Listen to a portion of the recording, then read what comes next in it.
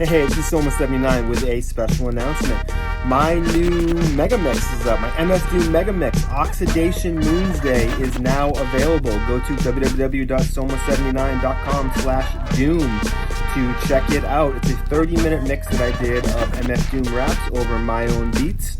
I really enjoy it. I hope you really enjoy it. So check it out. Tell a friend. Peace.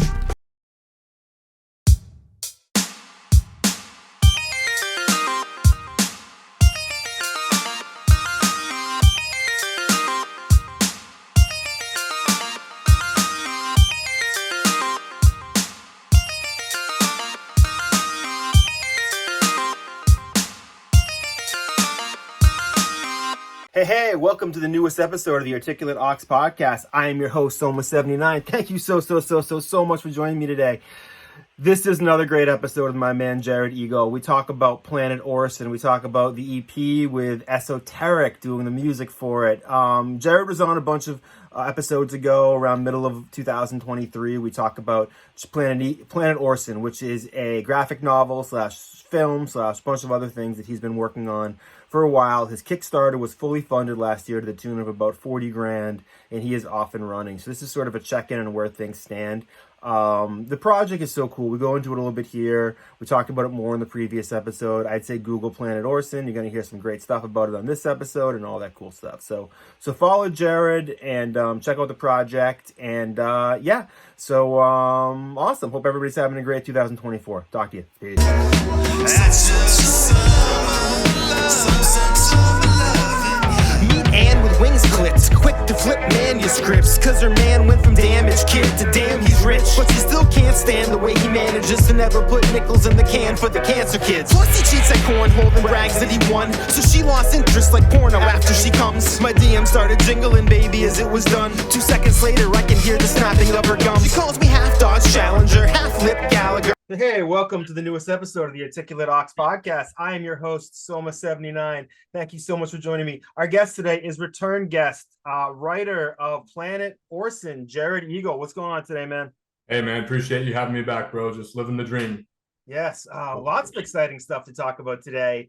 As a lot of people checked out the last episode. They've been following what was your Kickstarter that was successfully funded. So congratulations on that. I believe that happened right around the time of our last interview. So that's awesome. We'll talk a little bit about that. The big news that came out recently is, for anybody who followed the Kickstarter knows, Esoteric from Czarface and from 7L and Esoteric fame recorded a few songs that are exclusive to Planet Orson, and you're having those pressed up on vinyl for people who pledged a certain amount during the Kickstarter. There's only going to be 40 of those pieces of vinyl.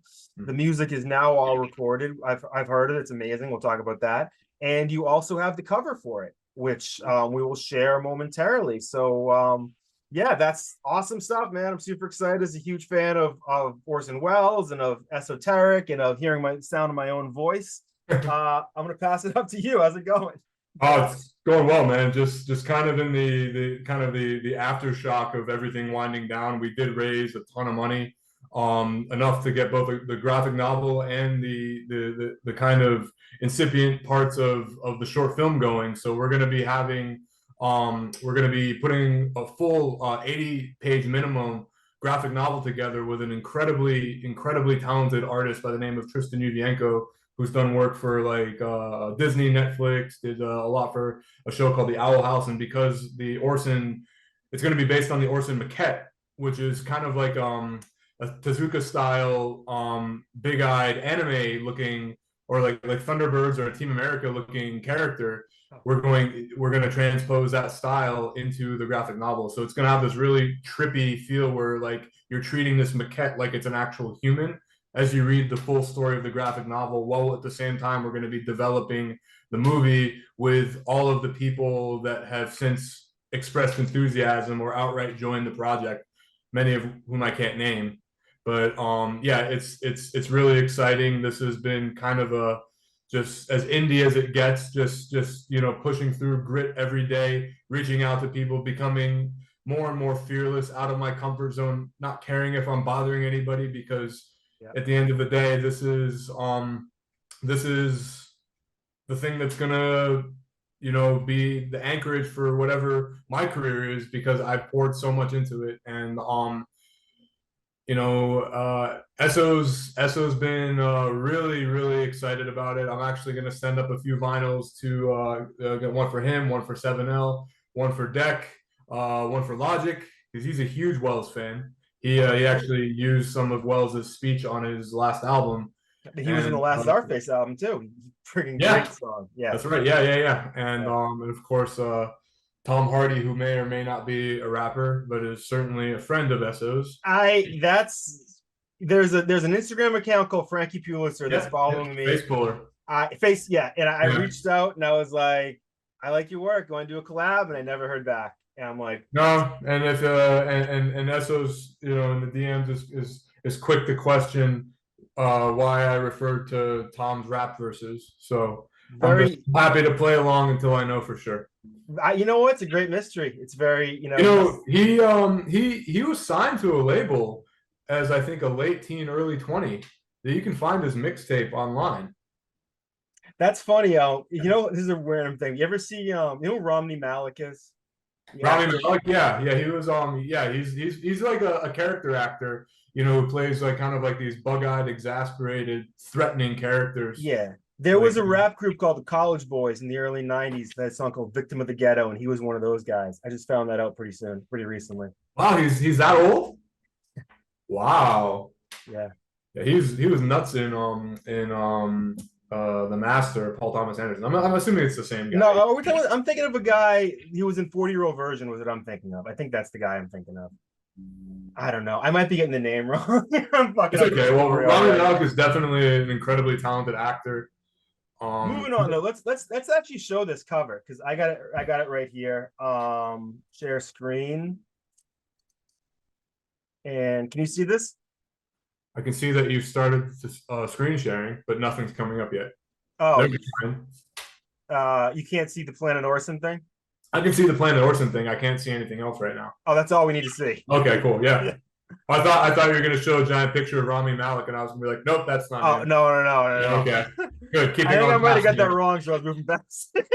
Yeah, I learned something really cool. This awesome dude reached out. I got my first piece of fan mail, by the way, man. Yours isn't fan mail because you're a collaborator. You're a producer on this project.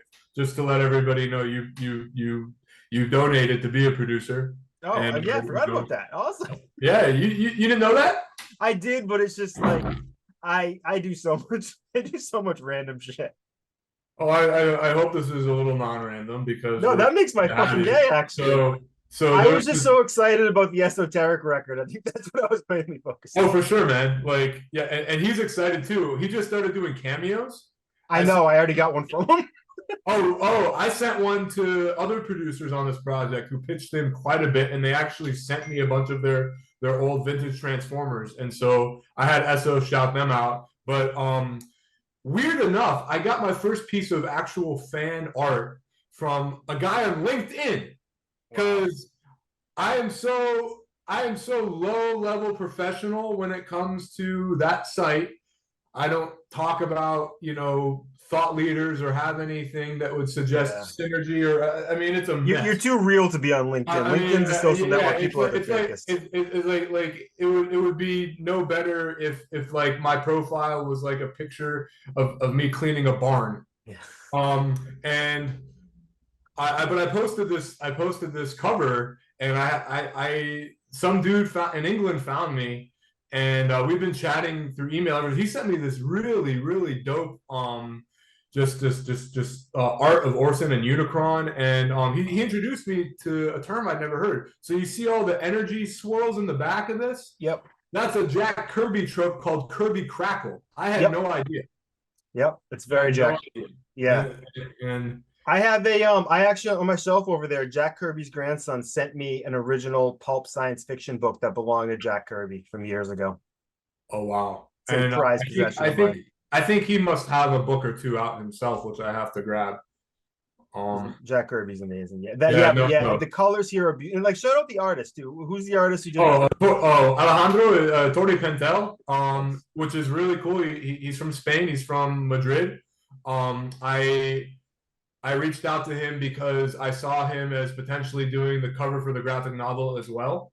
Having had such a very very narrow but topical aesthetic, given his love for, obviously this would be like a silver bronze age type cover. And he matches up Jack Kirby and Robert Crumb, R. Crumb, if you're familiar. Yep. You can kind of see that in the eyes here.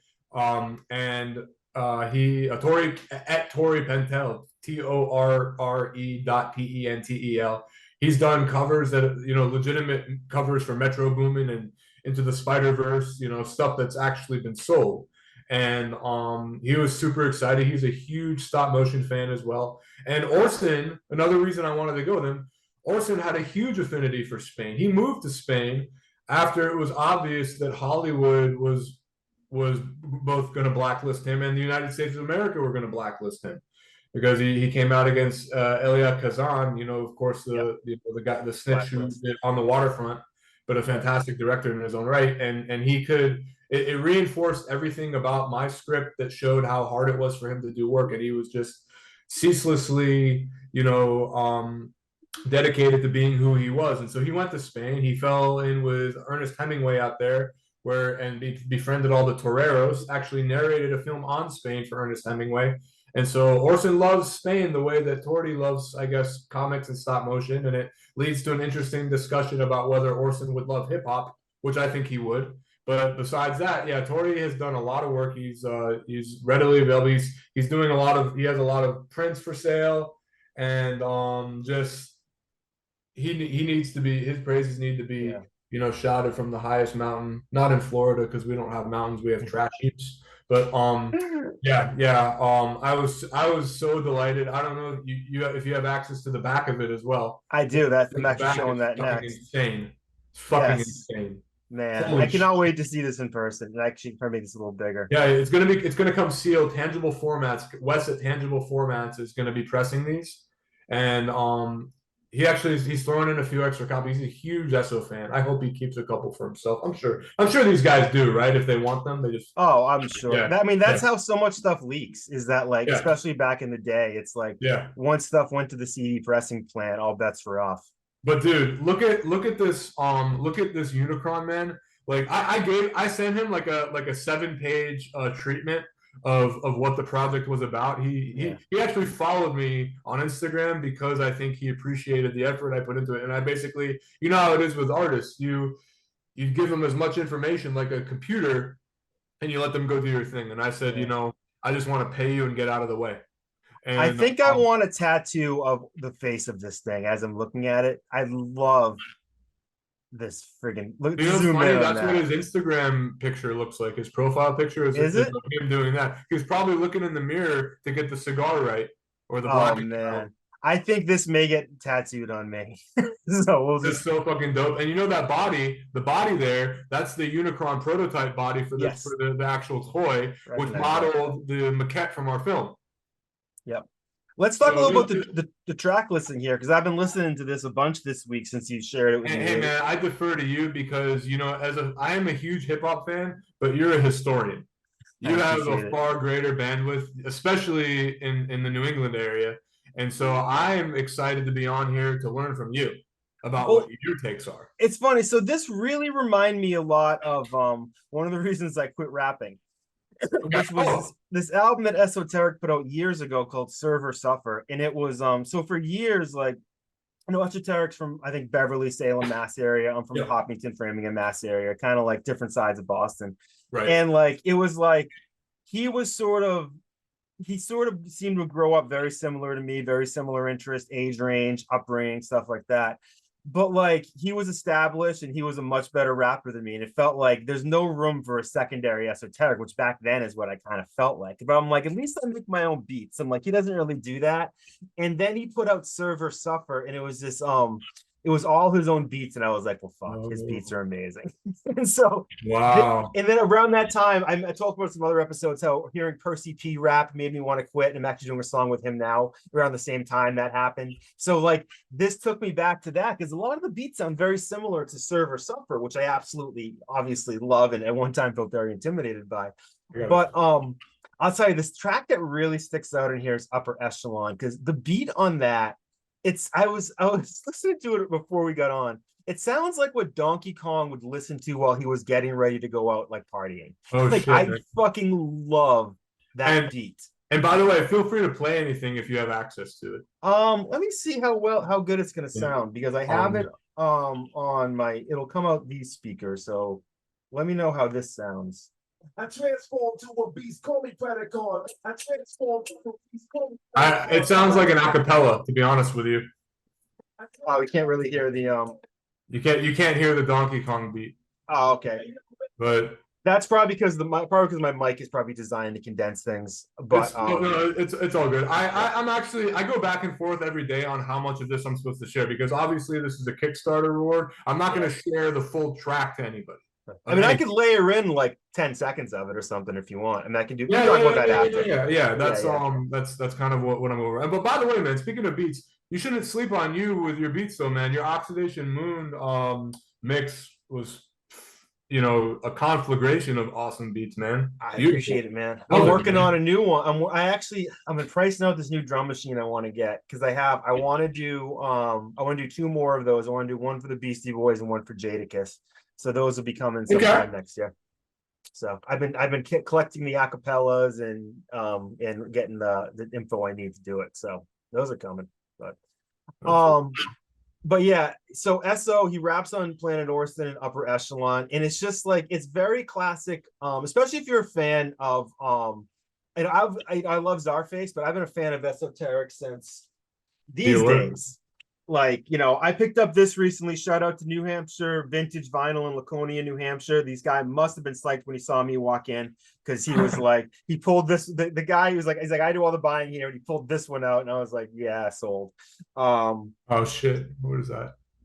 This is the Dangerous Connect. This is 7 Oh yeah. So eventually I might try to get their signatures on that. But so I've been a fan since back then, and it's like his style has evolved a little bit since then, and like. But this really reminds me of that old solo Esoteric that we don't hear as much anymore because it's like he's sort of now, he's part of Czarface. It's an evolution of his style, but it's like he did rap a little differently before. And this is a little more scientific. This is even a little nerdier. And I really dig that because it reminds me of like those early days, which is a great throwback because as for people who don't know, Be Alert was a song. Yeah, that was one of Esoteric's first, well-heard songs, and it was based on a Transformer sample. He references it. You bring it from the Be Alert era. Yep. And so I don't know if you got this from listening to it. I'm curious about your thoughts, but from my perspective, this was a concept album that has a very, very salient timeline to me that is essentially a eulogy to to Orson. And so you start with this kind of almost elegiac beat. Planet Orson beat I found to be kind of sad. Yeah. And it's like something that you can play the speakers into the Empyrean and just kind of ponder. And that entire song is about the ode to the failure of Orson Welles to gain commercial success and basically being entombed at the time this banal cartoon character, the acting as the thing that was going to usher him into the afterlife, being left with that. And so originally Eso had a beat. He shared it on IG with the actual clips from the Transformers movie. He actually used a Vince DiCola beat or track called Closing In, which is the scene where the Autobots are chased by the Decepticons, and it's also a callback to when Unicron is attacking Cybertron at the end into the third act, and that's where Rodimus Prime then assumes the mantle from after transforming into Rodimus from Hot Rod. So that we had to cut that because of copyright issues. But this one is a wholly original Eso beat. I was actually going to see if Eso had the entire master for that one. And I was going to send him a cassette with just that on it. And but no, he threw it out. So fortunately I recorded his story and I have it on my private YouTube. But so this album goes from the death of the death of Orson into the birth of Unicron. And then you got the track Diecast Metal, which I'm not sure where he got the audio from, but it sounds like one of those shows like The Toys That Made Us.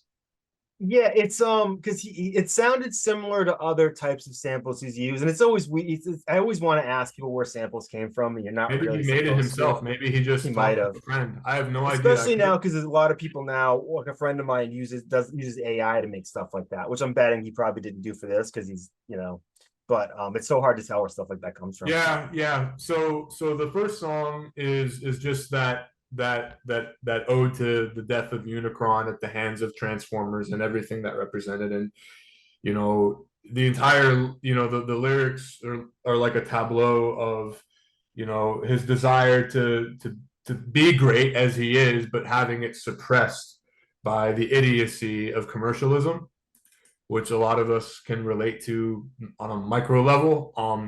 And then it defers to diecast metal, which is just a guy talking about his love of his old Transformers and going through the transformations over a beat.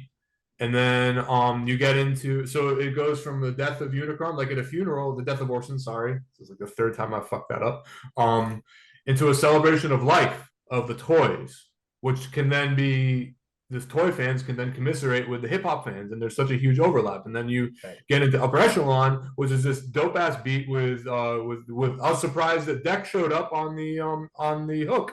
Yeah. And holy shit. And that's just Eso, a love letter to the Transformers. Everything he loves about who they are and the toys, and then you have a few versions of that, and then you tie it up with this really, really pensive beat. I'm curious to see how you describe the last track, but like to me, it all fit together as like almost like Gaia dying to give birth to the Earth. Unicron Orson died to like give birth to this pop culture phenomenon that is now almost so old that it's being forgotten, just like Orson has. People don't remember the 86 Transformers. It's another, Frozen Peas joke from the 80s that's ripping off Star Wars.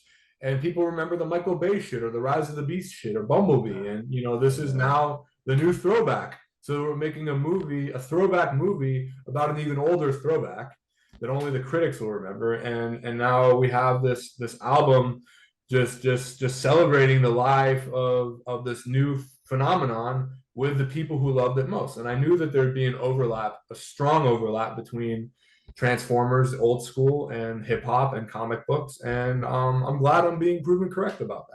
What's funny too is the art is a throwback to the 70s and 60s too. Yeah, like, exactly. So it's like we're like just like there's echoes through time here. Right. That's why I thought that I was really excited to see what he was going to do.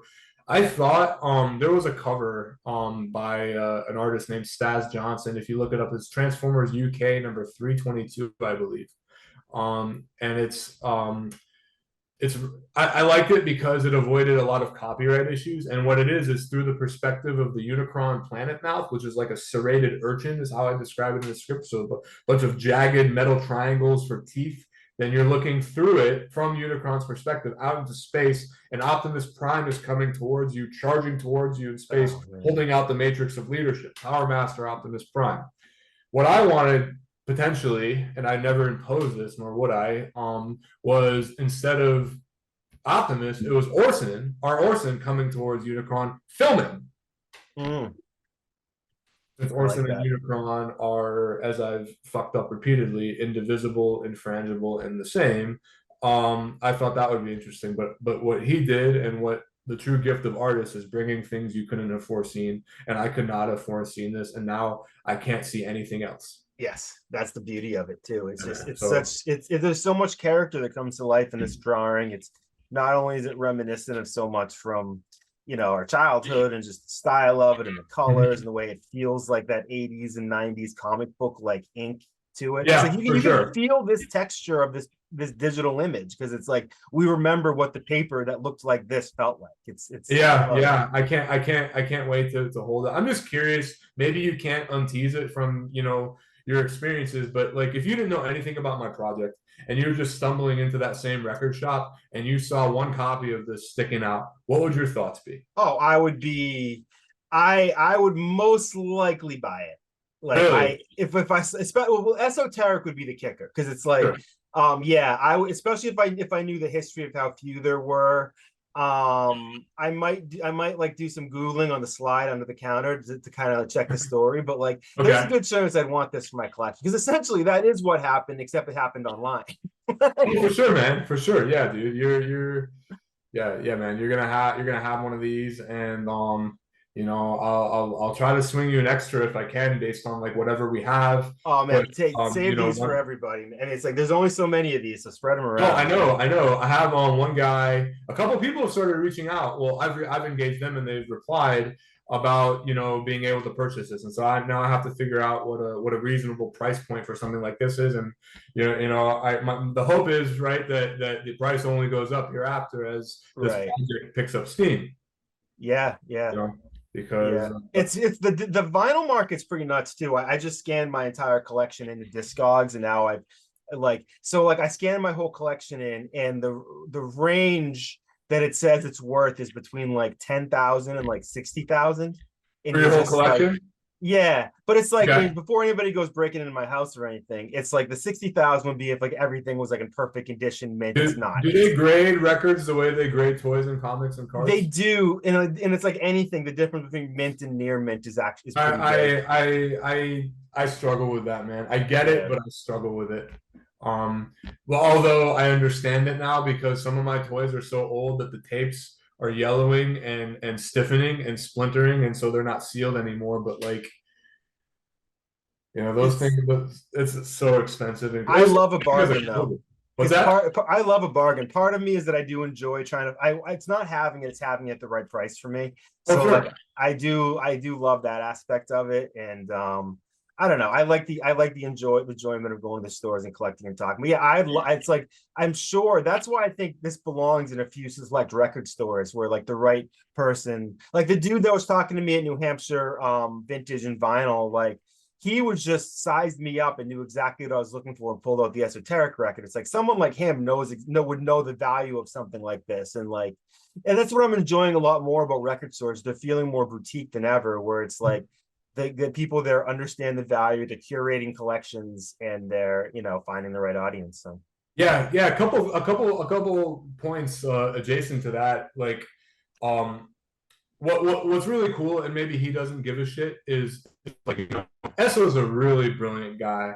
Like he is standalone, just phenomenal, and it's kind. I know we gave him his flowers in the last episode, but like I thought about like, well, what if I try to capitalize this by saying Eso of Czarface? Well, everything is Eso of Czarface, Eso.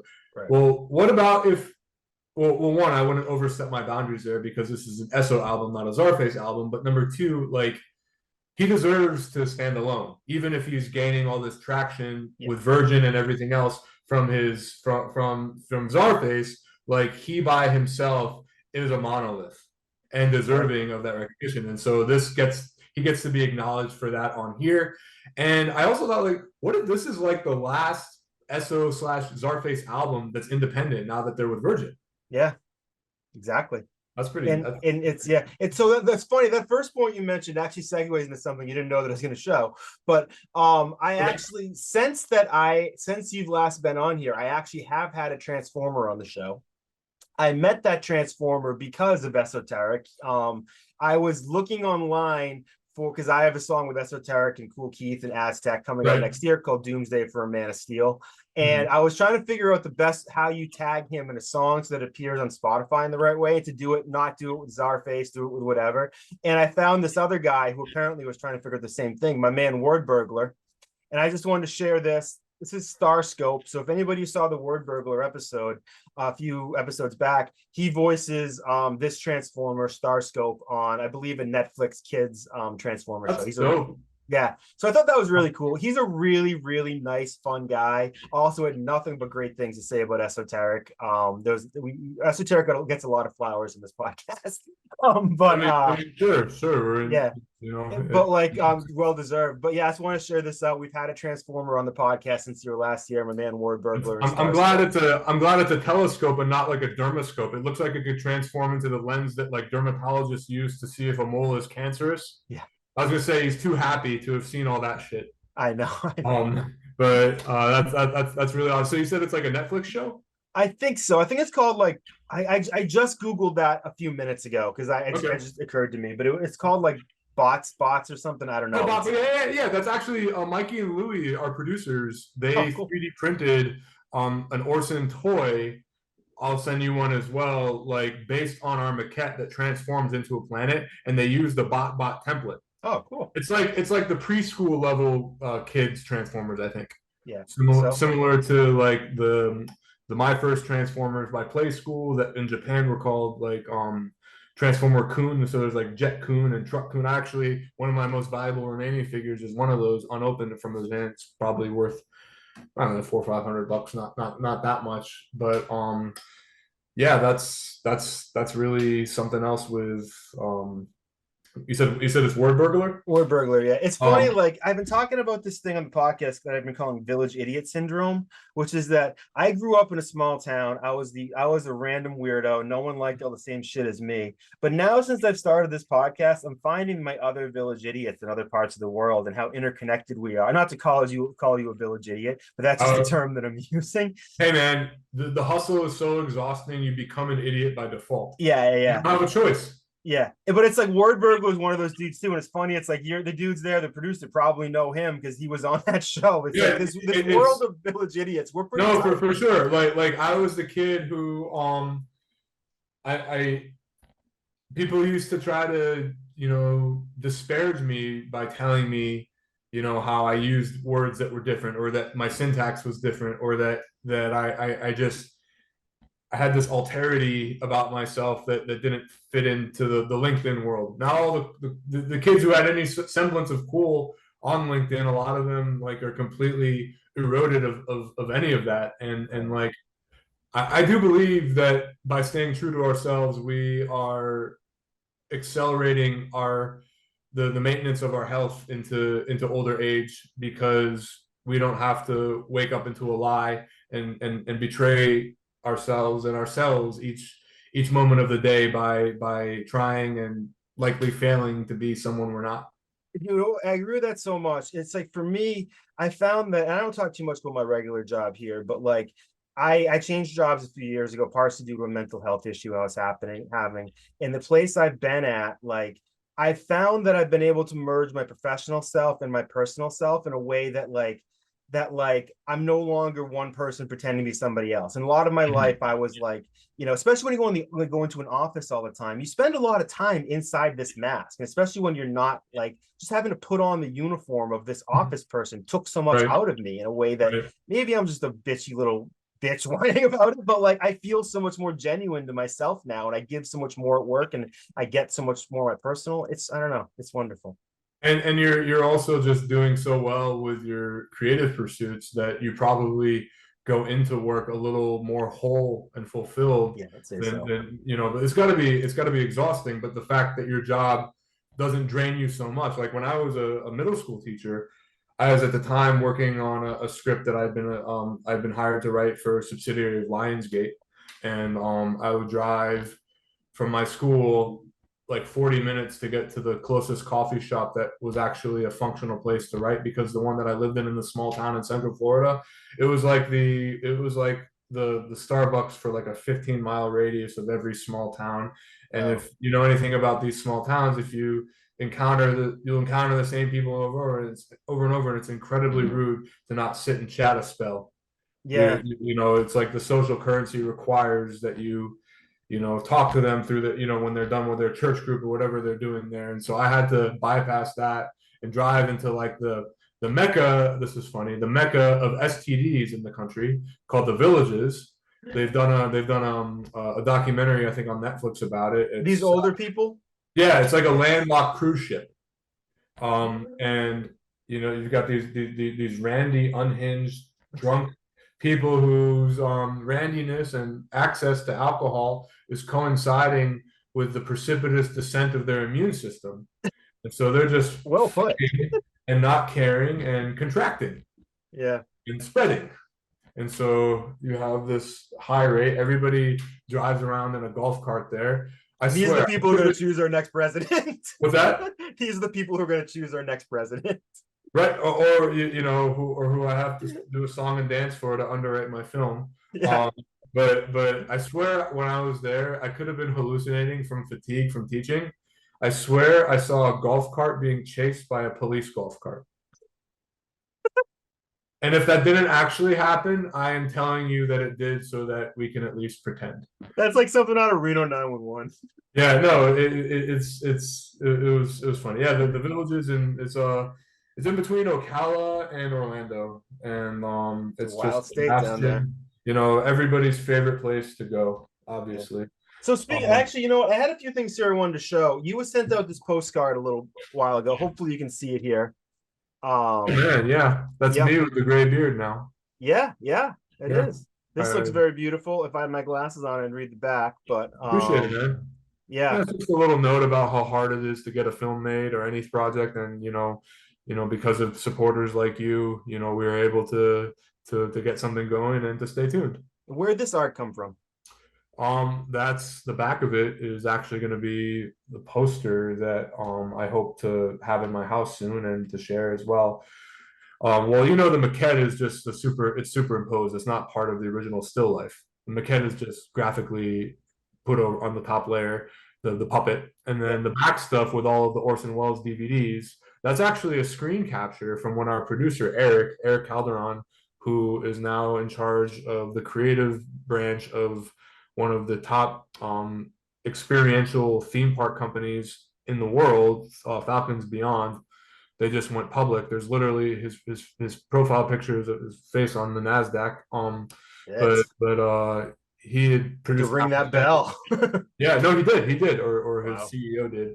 But like he produced Afro Samurai. He did actually Man of the Iron Fist with RZA. He was one of the original creative executives at MTV Animation, so working on stuff like The Mask or Celebrity Death Mask, maybe a Celebrity Death Match. Yes, he did. He had a huge role in that, and awesome. like Beavis and Butthead and Daria, and Eric, before he got super busy and was still living in LA, he flew in to meet with this company that's now his home base. And he wanted to do some footage just interviewing me. It didn't make it into the Kickstarter video, but this poster did. That he had me bring some of my Transformers, and I brought also some of my Orson Welles DVDs. And the Transformers I brought were those little mini bots, like the Bumblebees and the Cliff Jumpers and the Bronze. And I brought some Brazilian ones, like the white one is one that wasn't released as a figure, and certainly not as the white color in the United States. It's actually from Brazil, where it was licensed by a company called Estrela. But I brought all these toys, and we had them sitting there in front of the stack of the DVDs, and they were just kind of collapsed over. And Eric saw that, and he took his camera and he started recording and did a rack focus from this heap of collapsed Transformers to Orson Welles' DVDs.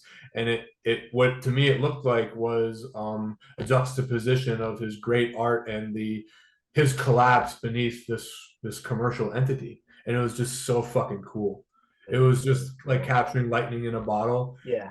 And so he ended up turning that into one of our promo posters. That's still. And it looks like something out of the 70s. It looks like it could have been an alternative poster for the Welles film that was just released on Netflix, but was from the 70s, called The Other Side of the Wind. I love that. That's my favorite poster of all time. I'll check that out. And he's going to hopefully send me one.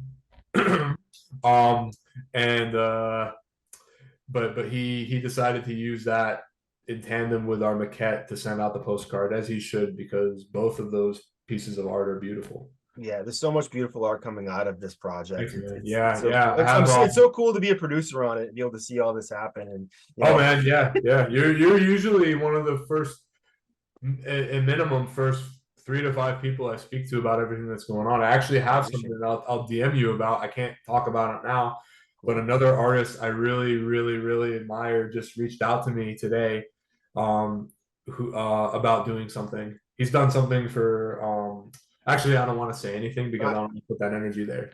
But the more that I have, like I just felt like after I got this album cover, I just felt like I powered up a little bit with like the momentum behind this project, because people do judge a book by its cover. Yeah. And Esso's album is incredible. Esso's is awesome, but it's not something to look at. Now we have something to look at. Now we have tangible. a totem for people to say, this is how my project should be perceived. And so now they take the journey of the Kickstarter, they see the elements that we have there, and they can encapsulate it in this button of what Tori made for us and say, holy shit. Yeah. At least, you know, that's what my arrogance is telling me. No, I mean, that's how I felt when I saw it. You know, because we don't own the rights to the Transformers, right? Because Orson Welles' estate is very possessive, and given that my film entails the story of Christopher Wells Fetter, who is the eldest daughter, but not the one who oversees the estate. That's Beatrice. There's a chance that this story may not be the most well received. I don't think it's going to be like Blonde Ambition, the Madonna script that was at the top of the blacklist by Elise Hollander, and Madonna came out against it. But I do think that because of all these elements, going the independent route ensures that we're not trying to profit from something. At least right now, I don't know how that will work, but I've noticed that the farther we've gone, the less people care about whether anything is wrong with it. Yeah. Because it's just its own thing now. Yep. And I'm being uncompromising. I had no idea that I had these producer muscles in me to just reach out, make connections, and it builds fast. Because I'll tell you, even me, I just celebrating a year with this podcast. I'm reaching out to people I never would have reached out to before, and I'm just like, hey, whatever. They respond, they don't. Well, it's like a lot of them do, and I'm like, all right, I guess I just learned how to do it. You know. I don't know if you have any Reddit screenwriting Reddit viewers on your podcast, but there was recently a post that I put on a burner account. It was a famous rapper made an album for my high scoring Blacklist screenplay. The Blacklist, of course, is Franklin Leonard's company that vets screenplays and connects high scoring ones to industry professionals in a very legitimate way. And then the official Blacklist, which is separate from the Blacklist site, blckst.com, is a list of the top uncirculated screenplays through Hollywood. It started out scripts like Juno, The King's Speech, what was the name? Slumdog Millionaire. Like, it started out with those scripts, and as you know, my former manager's company was at one time at the top of it with a script called Bubbles, written by Isaac Adamson, which is the story of Michael Jackson from the perspective of his pet monkey. I'm in. A Starburn. Was that happening? I'm guessing that script probably get caught up in some litigation, but it got caught up in Leaving Neverland. Oh, Taika Waititi, What We Do in the Shadows, and Thor Ragnarok. He was signed up to direct. The film package sold for like $20 million at Cannes, and then that happened. It went away, and I don't know what Isaac's doing. I assume he's still getting work from it, but like the Blacklist occasionally takes risks on scripts like this, and so like I always saw the Orson project as Orson's too dead to really have much more that's bad said about him. He was a difficult guy. He was not a bad guy. I don't think people will lament that he was not nice, but they won't lament that, as far as I know, that he did anything unsavory and especially if he abused anybody. Especially when you hold it up against the times, it's like there's a lot of other people from those times who did a lot of things that are well known that are bad that we just sort of gloss over because right. The John Lennons of the world, the Elvises, you know. Oh, for sure. If you look hard enough, you will find something. Right. And I think it's like Orson. He was a eccentric. It's probably a good way. He was difficult to deal with, and you know, like one of the things about trying to capture Orson is that he was so expansive and multifarious and prone to interpretation that you can say everything he did was true. And that's actually the name of the film that he had destroyed, that encompasses the second act of my script. It's all true. You could say the same about him. But I went on to Reddit on a burner account, and I posted that link, or that comment, that thread rather, about, you know, famous rapper, and you know, agreed. And I just basically sought advice for what people would do if they had this kind of tangential thing happening where, yes, Eso is awesome, and I didn't mention Eso, I didn't mention Czarface, I didn't mention anything because I didn't, you know, Reddit's gonna Reddit. You know, if someone sees it now, well, there you go. But it got like 200 upvotes and like a ton of comments, and most of the comments were, we can't help you if you don't share who it is. But one of them was from the one of them was from the founder of the Blacklist, Franklin Leonard, who was like, please let me know. I'm gonna reach out.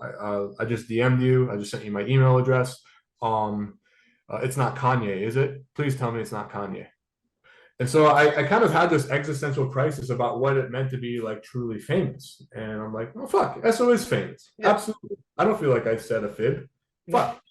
Yeah. And if you don't consider him top tier, mumblecore Travis Scott famous, well, he's damn well talented enough to be, and to the right people. I mean, he's signed to a major label. He's had a 20+ year career. He's working with a member of the Wu-Tang Clan for the past decade. Yeah, what else do you need? I'm guessing he gets bothered at least once or twice every time he goes to the grocery store, like especially around here. Yeah, isn't he the chaperone for like his kid's school too? I think he called himself the Zarperone. I think so. I can't imagine. I can't imagine what it's like being his kids, especially the older one, who I think is probably Xavier. Xavier and Ali. Yeah. It's that kid must. It's like it's funny. You think having a lot of famous dads would suck, but he seems like probably a good one to have because he's just involved in stuff that's so cool. That's like targeted towards that demographic. He's balanced. He's a full-on dad. We've had a lot of great private exchanges, just where he's shown his true colors as a caring father and a caring human. Taking an active interest in my own daughter. And having that bond is really special. Being a dad definitely changes you for the better, and it's an inevitable change. It's something you can't undo if you truly embrace it. And it's really cool seeing that he's got this that soul that threw down with self-titled and Army of the Pharaohs and Vinnie Paz, and here he is walking his dog every morning. Yeah. And going to recitals for his little girl, and it's awesome. Right. And not scary to be both of those people and have that be the same person, Yeah. I think when his son goes to these, he's always doing like front seats at the Celtics games. All I can think of is like, it's good to be the king. Yeah, I know. He's like an underboss of Boston. He's earned it, man. It's funny. So on the last episode you were on, I mentioned how to my memory, I only had one Transformers toy as a kid, and I showed it, and it was this one that Thundercracker. It's still all right. Yeah, bro, you gotta finish that transformation, man. Yeah, I know. I'm still working on that. Yeah. You can send it to me, and I'll do it for you. I might just do that. The day that episode came out, I was up visiting my parents in their new house in an undisclosed location in Maine. Found a bunch of them. Yes, and I was going through some stuff, and I thought to give me all my stuff back, but I found that day a bunch of Transformers that I didn't know that I had. So for some reason, the universe was thinking about Transformers that day. So a couple things. That's missing the plastic insert. You can buy replica inserts. Oh. Put into the boxes. Cool. Well, we got this guy. That's Trailbreaker. He was the Autobot who created the force fields around everything. He was also the slowest Autobot. This is Starscream. SUV. There's Starscream, but you got to press. He's not a cone head, so you have to push the head back. You have to push the cone back. You got to hold the cockpit in his chest and create a fulcrum at the head to push the pin. Move my main finger topwise. I don't know. No, so put your thumb in front of the window where the cockpit is. Put your thumb in front of the window, and you see. Act like you're petting your dog and you're pushing the head back. Yeah. No. You're pushing it up. So hold it there. Yeah. Push. See the cone. See the cone. Oh yeah. Yeah. Got it. Yeah. Good. Yeah. Oh man. Because in the Transformers cartoon, there were 3 Conehead Transformers, 3 jets, and they were like the 3 Stooges. They were morons. They were always bumbling, and their names were terrible: Dirge, Ramjet, and Thrust. Oh my god. But they're still better than Skids and Mudflap, but. Oh, they're not racist either. Yeah, no, of course. That's Skids actually. I thought you said one of these was one of those. Yeah, that's Skids. Yeah. That's They took something that was just a bad name and they kind of made it racist. Right. No. The Michael Bay with his non-colorized blackface. Yeah, I know, but don't worry, he's also terrible to women, allegedly. Oh, good. At least he's consistent. Yeah, ask Megan Fox what she thinks about him. But and Shia, Shia LaBeouf, like went out this feud where he would just submit to screenplay competitions, and there was this whole thing that were people letting him win these competitions because of who he was or because the scripts were actually good. That's how his movie Honey Boy turned out. Yeah. Anyways, you had another one to show me? Sorry. Oh no, I mean, I always love like I still have the old manual. Oh, the pamphlets are great, bro. Is that the Yeah. reinforcements from Cybertron one where you can get the mail away shit? Oh Yeah. no, that's just. Oh yeah. Those are the Omnibots on the left. Downshift, camshaft, and overdrive, and then you have the power dashers, and then the little base set, the little cardboard thing. That's the Stars mail away base set. If you find that in mint condition, you might as well just retire. I'll keep my eye. Hopefully that's in my parents' house. Yeah, and those pre-transformers come in really cool boxes. In Japan, the Omnibots and as well as Ratchet, the ambulance, came in these really slick-looking white with blue grid, blue lining boxes. They were actually displayable. In the States, they just came in like blank brown packages. I found this car as well. Tracks. If you pull out underneath the chassis, you got wings. Yeah. It has little wings down there, or should maybe, or I don't have my glasses on, maybe they were an accessory, or they broke off. It. But yeah, that's he's one of the. So these aren't Transformers, but I think you had some knowledge of these, and these are the other things that I found that I've had these since I was very young. My grandmother got these for me. I have two of these. Oh yeah. I think those are by Bandai. I don't exactly remember, but that's I can't tell if that's a knockoff, but this I don't think well, this one I believe came from Japan. I think it's isn't that like it's like something, it looks like something like a Japanese Bandai like Power Ranger precursor. Sort of, yeah. It comes like in pieces. Yeah. But I thought these were kind of cool. But yeah, good on my parents. They didn't get rid of anything. Oh, that's awesome. My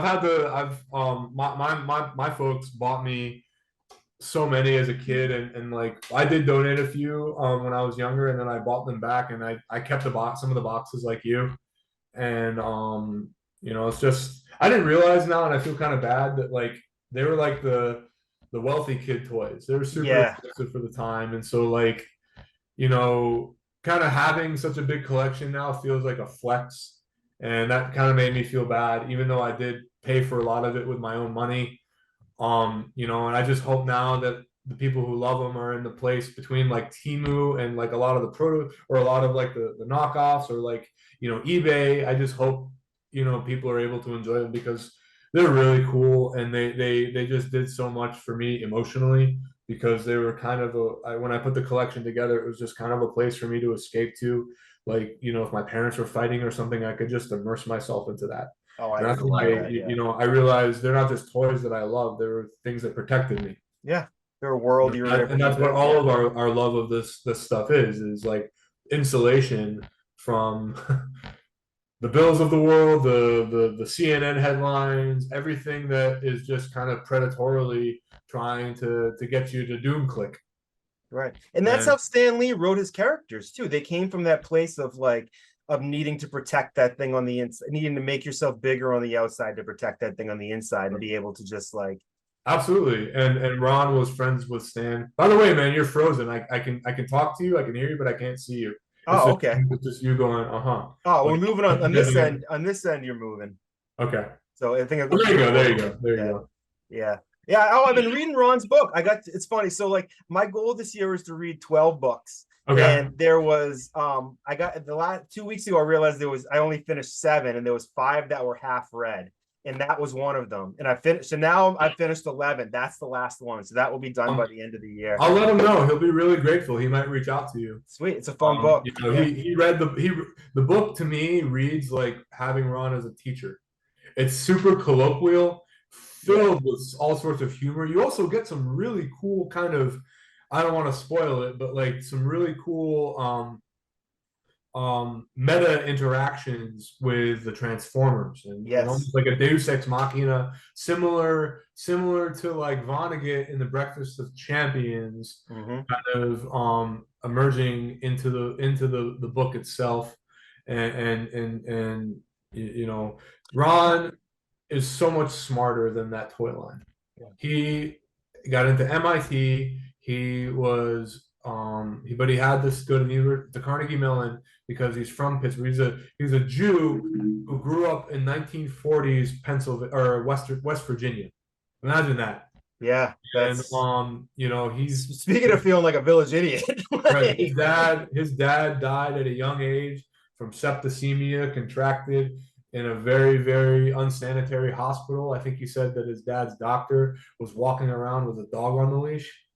It was like an open ward, and I mean back then there were no yeah, it's a regulations. miracle anybody lived past 6 or And through now childbirth. he's in his 90s, and his brain has the horsepower of anybody a third his age, with the only difference being he's constantly exposed to the ravages of time, but like he persists. And what's really kind of sad is that the only reason I got this amazing guy as my professor was because ageism was a real thing. And so, like, one of my goals with this project is to have his creative genius, because this is what I wrote is a dramatic film. If anything, it's taking it's doing the reverse direction of what parody usually does, which is it turns something serious into something that's satirized by showing how what is taken or seemed serious is actually unseemingly hilarious. And it's taking the unserious Transformers, and it's dignifying them by giving them an inflection point on which Orson Welles has to then, kind of reconsider his own life. They're like a Greek chorus or an inquisitor in my script. And so it's this dramatic art house film that has Transformers. And my hope is to like have it go somewhere and say, this is because of Ron. Ron is the genius that inspired this. He's not the guy that just wrote cartoons. He's Ron's very decorated. He had me at, I think I mentioned before, he showed out Mark Evanier in the intro to his book, who to me was one of the biggest influences on me, who was he's a big part of Gru, big part of Garfield and Friends. And as soon as Mark dropped that name, I was like, okay, I like this guy. And the other thing that's funny, you mentioned the Vonnegut thing. It remembered me, the other connection that we have is Stephen Geller, who was my professor and my mentor in college, who wrote the Slaughterhouse-Five film. Yeah. And his book, Gad, sort of does remind me, I bet him and Ron, good chance they probably know each other, or at least know of each other. They seem kind of like two peas in a pod to some degree, Yeah, and they're probably of a similar age because unless he was exceedingly young when he was hired to adapt this unfilmable script. It won at Cannes in I think 1972. Yeah, I mean, he mentioned having like lunch with like Fellini and like Mastriani, like in like he's up there in age. He's got to be 70s, 80s, if not older, Oh, definitely not 70s, man. I think that would be too young still. Yeah. I'm still getting used to my parents being in their 70s. I got to bump everything up 10 It's years. Crazy, man. Like, and me being like almost 45. We're closer to like 2050 than like what, 1990? I don't like that. It's what it is, bro. Like, it is, I feel good though. I tell you, it's like I'm betting. For me, I feel better, happier, stronger, healthier than ever, and I'm betting you're probably similar. I feel like I've aged well. I feel like I've come into more of who I am. I feel like the strongest parameter for determining my health has been just my presence in my daughter's life. And she's going to be 17 in a month and a half, and then before I know it, she'll be out in the real world, and just being able to be a dad for her has been like a tonic for every other area in my life, because she's been such a priority that everything else is subordinate, and that's simplified things. I moved 5 minutes from her. I sold my car so that I could get the place that I'm in, and it allows me to walk everywhere, which in turn helps my health, and allows me to be close by so that when she drives to my place, I'm right there, as opposed to 50 minutes away like I was before. And I'm doing the things that I love. I almost became a doctor. I double majored in pre-med and creative writing at the University of Florida. I was going to be a doctor like my dad. I chose the path of being a writer, and I definitely have traction being the kind of uncompromising or incapable of writing anything other than what I do.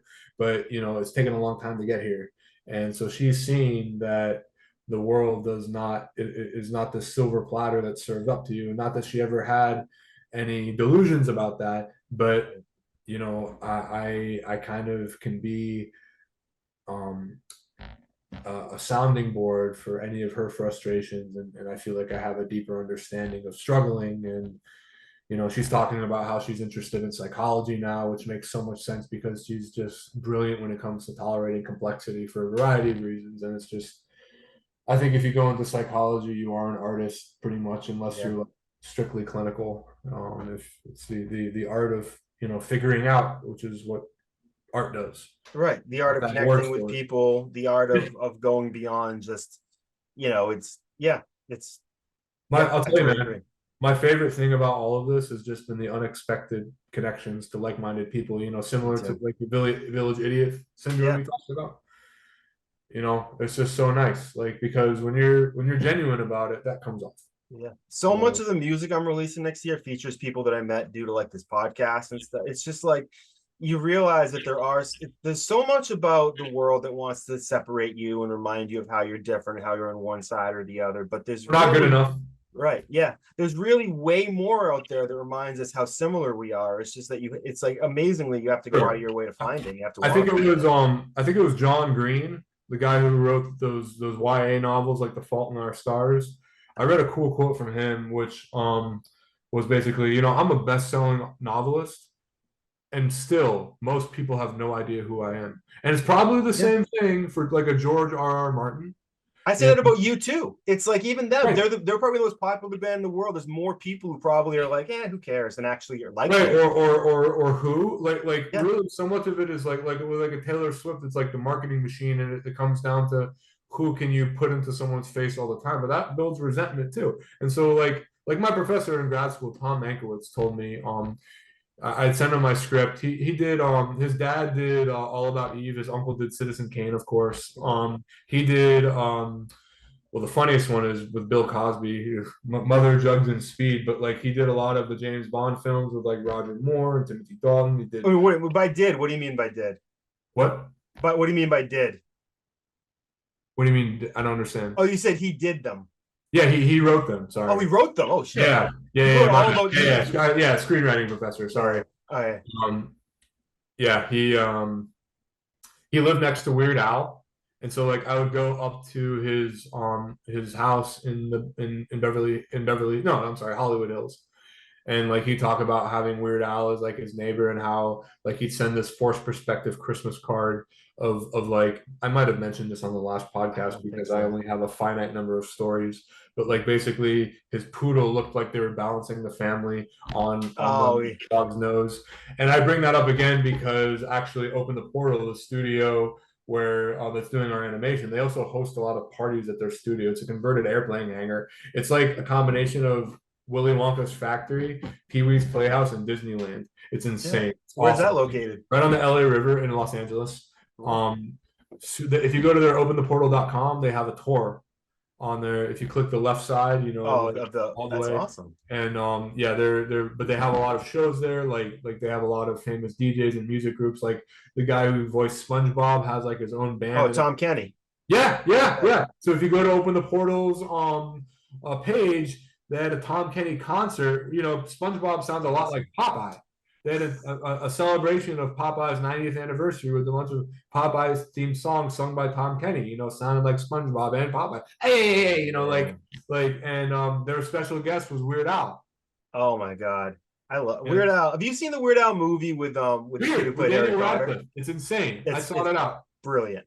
That's actually Eric Apple's one of the directors I'd love to reach out to. So if you're watching, Eric, you know, that movie was genius. It's just like it's so that's one of those things that in the writing process, I would have, if I was writing that movie, so many times I'd have been like, should we be doing this? Is this anything? In the end, you're like, this is amazing. But I bet like I would have had so much during the process being like, this could totally flop.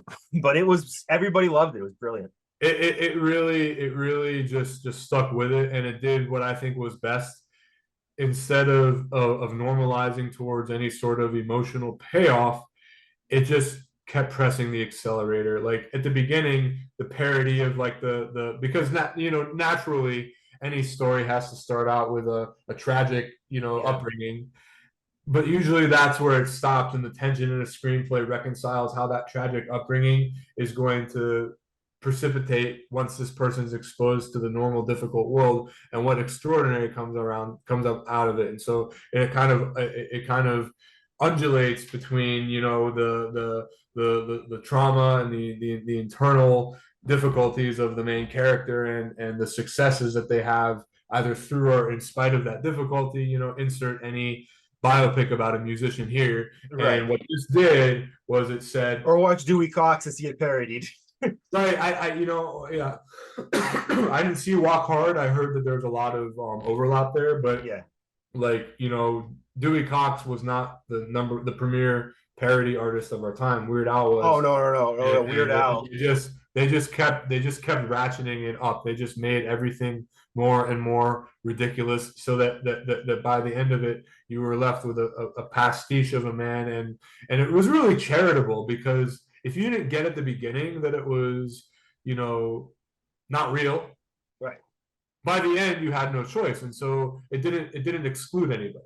Right. Yeah. They can look back and say, oh, okay, and they can laugh at all those ridiculous cameos at this pool party that never happened. Right. What's brilliant about that is that, like, objectively speaking, Weird Al is sort of a one note, well, he's also like a one note act, though. It's like the guy, basically, if you're talking about the guy from the 80s who was singing food songs based on Michael Jackson, and here we are however many years later making this film that is somehow both authentic to that and something so completely wildly different, it speaks to the one-of-oneness of it, where it's like there is only one Weird Al. Like, it's sure. I think it started as a Funny or Die skit. Yeah. Well, it also starts with somebody who has enough sense of humor about himself like he does. Because, you know, there's a lot of stars out there that if you said, like, oh, we're going to make this, like, they made that Nicolas Cage movie. He obviously was like, you know, whatever himself. The John Malkovich movie, they had to go through a few people to get him to do that. If you are a star that's able to step back from your ego, and I'm betting Weird Al does not have a huge ego, you can do some pretty special things. Yeah, and it also prevented him from having to, you know, reveal any more about his true life than he may have wanted to reveal. Excellent point. Yeah. You know, and funny about being John Malkovich, Malkovich wasn't a star at that time. I think he'd done Dangerous Liaisons and maybe a few. He was a name people knew, but I don't think they always, like, you know, you'd recognize the name, but I don't know. Right. It wasn't like I think the joke goes, why can't we fucking make it? The executive said, why can't we fucking make it being Tom Cruise? Right. Yeah. And so yeah, those are, you know, those self-referential, you know, pieces. What was that? What was the Nicolas Cage one called? Like The Unbearable Weight of Massive Talent? Yeah, I haven't seen that, but somebody was just telling me I have to see it. But you know, like they say that like those types of films are like handicaps for writers, because either if you write biopics that are, you know, that come with a preordained story structure, then you don't really have to worry about doing the hard work of plotting. But like when you add creative elements to something and you bring something truly new, which I'm hoping to do with mine, the familiarity with the subject works in your favor, because you don't have to explain who they are so much. You get to explain what you think is important about them. Exactly. Yeah. There has to still be something very special and unique about it. It's almost like a biopic's almost like a cover song, where you don't want to just get up there and play it like the other person does. You have to add something, your own almost commentary of it, that enriches it in an artistic way. So many fail at that, you know. Right.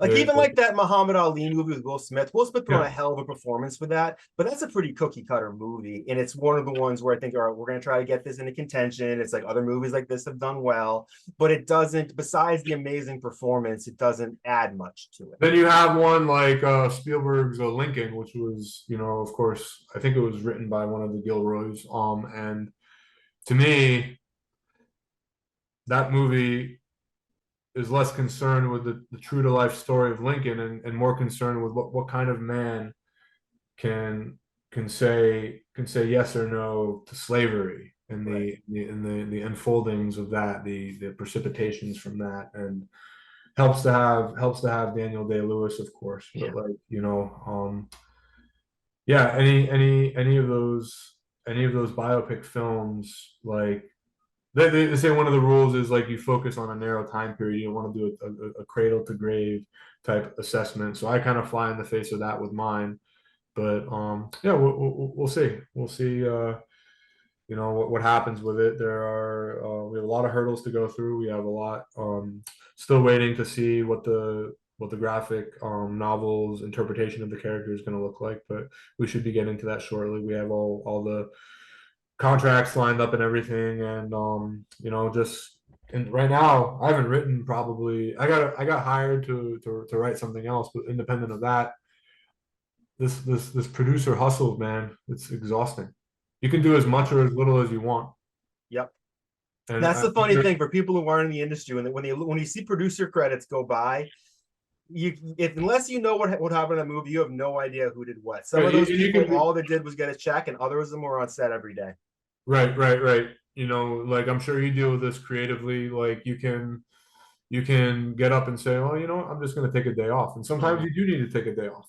This stuff will drain you. I don't know if you've ever had the experience of where you weren't aware of how much you were working until you felt like, oh, am I sick? I can't tell if I'm sick, but I feel sick. My dad runs his own machine shop. He has for the past 30 years. And he has a saying. He goes, when you work for yourself, your boss is always an asshole. That's true.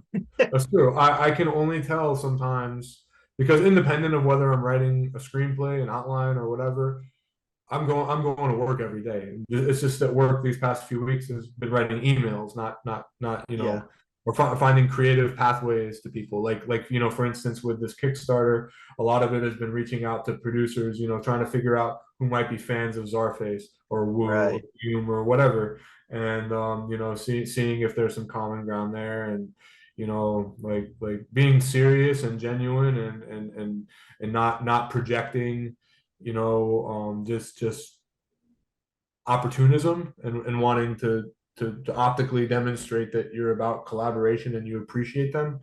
It requires you to write thoughtfully, and to do that several times a day gets exhausting pretty quickly. And that makes a huge difference. It's particularly when you know you're not going to hear back from most of them. Right.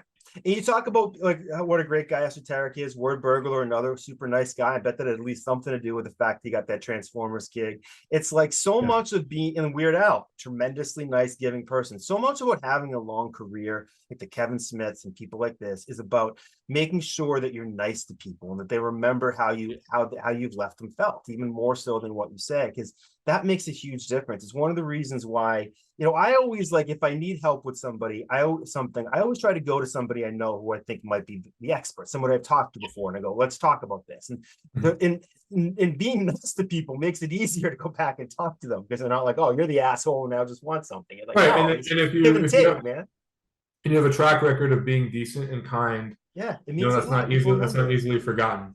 And the fact that I genuinely like, I would much rather, I give away more art than I sell, because I just like making people happy. Like, to me, nothing makes me happier than making somebody laugh. Yeah, you saw I couldn't put them up on my wall quick enough. Oh yeah, I love it, man. Yeah, and I gave away some of the stickers to some of the really kind employees at the coffee shop I go to, where they give my daughter a lot of free coffee.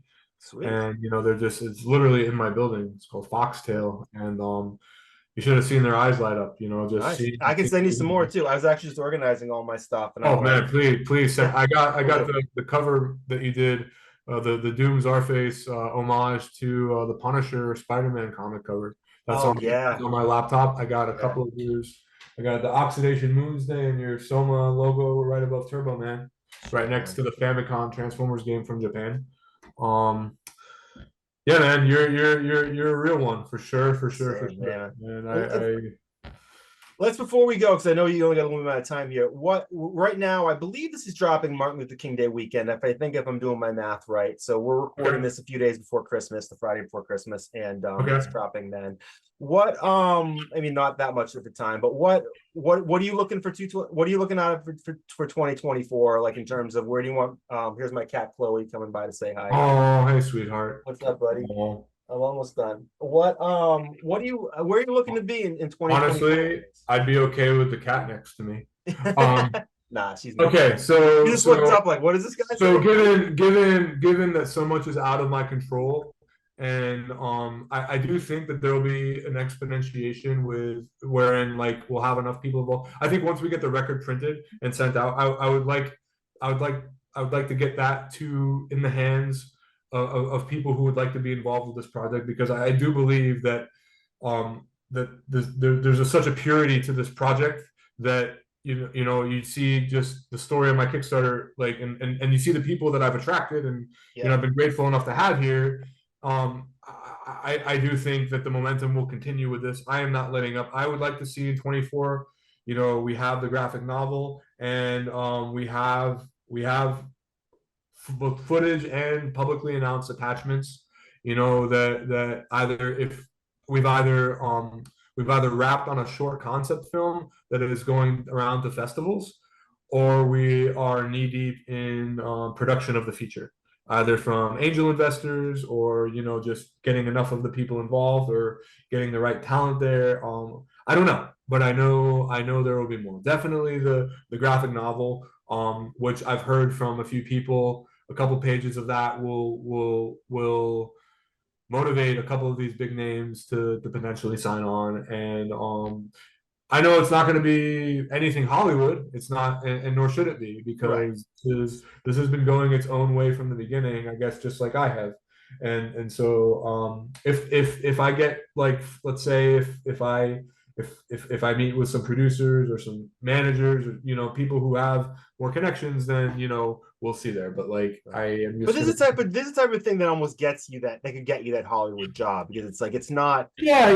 It's like this is a great calling card. This is an amazing calling I kind of had a false start with that when I got first signed, and actually the script here was developed with my previous manager, and I'm very grateful for that. But like I was one of these kids who so the blacklist rates scripts from like 0 to 10, where like 0 is nobody gets a 0, nobody gets a 10 pretty much. But like, a 2 means we all know what a 1 and the 9 means. Yeah, 2 it's incompetent, and then I got a 9 and several 10 out of 10 subscores on the first script I ever wrote, which I developed, and that got me signed. But it was considered to be, I think I pitched it to you the last podcast. It was considered to be too out there. It's 140 pages long. It would get 9s on the blacklist, but also 2s and 3s. Right. And so like I was never necessarily commercial, and so like I took the screenplay, which my manager went out with it, but nobody bit. That could have been a factor of many things. And then I found my great producer, and then I've just been building up the elements on my own. And so I'm totally okay if that's like the route that I need to keep going with. Like at the very least, I want to get this made, and then once this will become something bigger than anything I could ever put on a resume. Then I'm thinking my daughter's going to be graduating. Do I move to the Northeast and take a teaching job with this thing as a thing that got me the gig, like in college somewhere? Yeah, I would love to do that because I do love teaching. I hate the bullshit, but if I have this, just like a guy, if he was once the world's strongest man, like Eddie Hall or something, and he did that 1100-pound deadlift, he doesn't have anything to prove. Like if I had this happen, I would not have anything else to prove, and I could settle for something else without stringing myself out with a variety of internal stressors. And so I'm balls to the wall. I become more fearless by the day. I become more confident by the day. Being back on your show certainly helps with that. Feel free to send this to anybody. As you don't need my permission for that, man. And feel free to reach out for anything as well if you need. It's funny you mentioned that thing about what you just described, that feeling is the exact thing I'm trying to do with the movie I'm making, the Drinking Songs for Children movie I'm making, calling card, they're trying to get the next thing. So it's like I think you're about a year ahead of where I'm at, and obviously you're doing things on a bigger scale.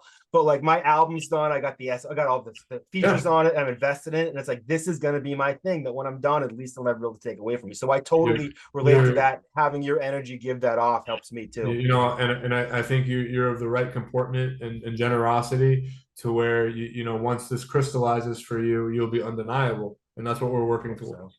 I think that everybody you care enough about to invite on your show has that degree of undeniability. It's just a matter of when the opportunities intersect, and so that so much of that is out of our hands. But what is within our hands is to continue to hedge that bet and to make luck less of a bystander and more of a inevitability. Yep. You can be ready, and then you'll be ready. Be ready, and then it won't feel like luck. It's just opportunity. Yeah, bro. And as you know, man, thank God for IG. I can just shoot you a message. I've kept you in the loop about everything. You've kept me in the loop about stuff. We'll just keep this going, and maybe I'll be a third-time guest on here. Give you another. Definitely. I'd love to have you back to talk about this as it progresses. Yeah, maybe once we have something to show, we premiere it on your channel. I'd love that too, man. Yeah. Any way I can be involved in this. This is an awesome project. Well, you are, man. Sorry, you're tethered to me, but I won't show up for Christmas. You're welcome to. I appreciate it. Well, man, this was like a Christmas for me, anyways, dude. And I'm wishing you all the best. And you too, man. Yeah, brother. All right, man. All right, we'll leave it at that, man. Well, thank you so much for being here. I'm gonna wrap up the recording now, and happy 2024, everybody. Yeah, absolutely, guys. Thank you for listening, watching, tolerating. Right. You don't need to tolerate him. Some motherfucking dub in there.